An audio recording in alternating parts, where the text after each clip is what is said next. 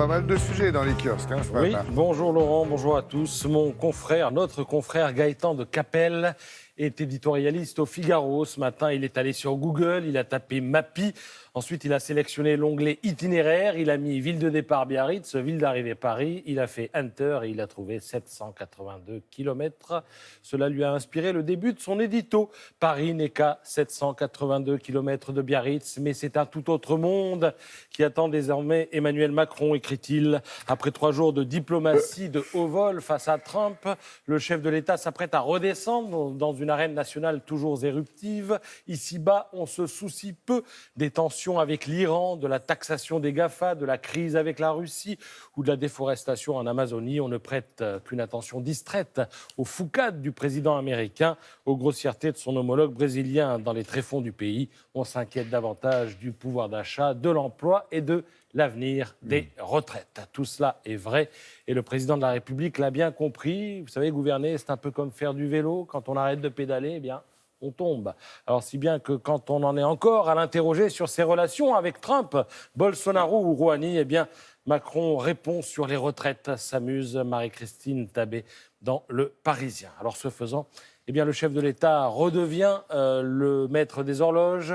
Il reprend le contrôle de l'agenda politique et remet de l'huile dans les rouages d'une mécanique qui avait semblé se dérégler avec les Gilets jaunes. L'année a été tellement chaotique que l'opinion tient à marquer le coup en saluant avec la complicité de CAC, on l'a aperçu, le rétablissement de l'équilibriste, la souplesse du contorsionniste. Alors à présent, il s'agit d'éviter le tour de rein en réussissant le tour de force de la réforme des retraites.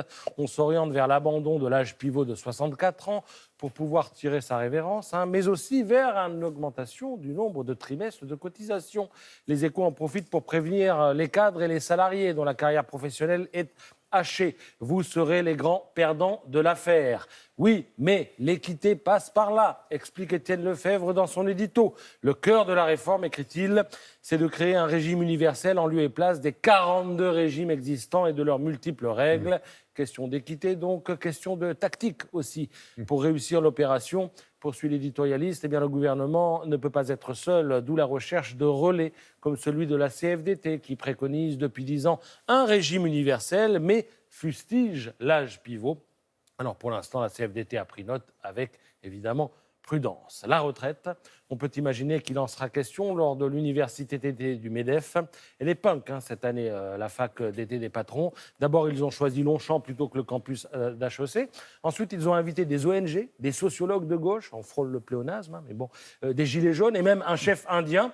Enfin, ils ont l'intention de parler inégalité. Alors, je lis dans La Croix que les milieux patronaux, guillemets, expriment une préoccupation croissante à l'égard du renforcement des inégalités. Je me dis, tiens, c'est la blagounette du mercredi. En fait, pas du tout. Toujours dans La Croix, le patron du MEDEF, je le cite, « Les ruptures auxquelles le monde doit faire face ont rendu les inégalités insupportables et conduisent à une remise en cause de nos modèles. » Belle lucidité.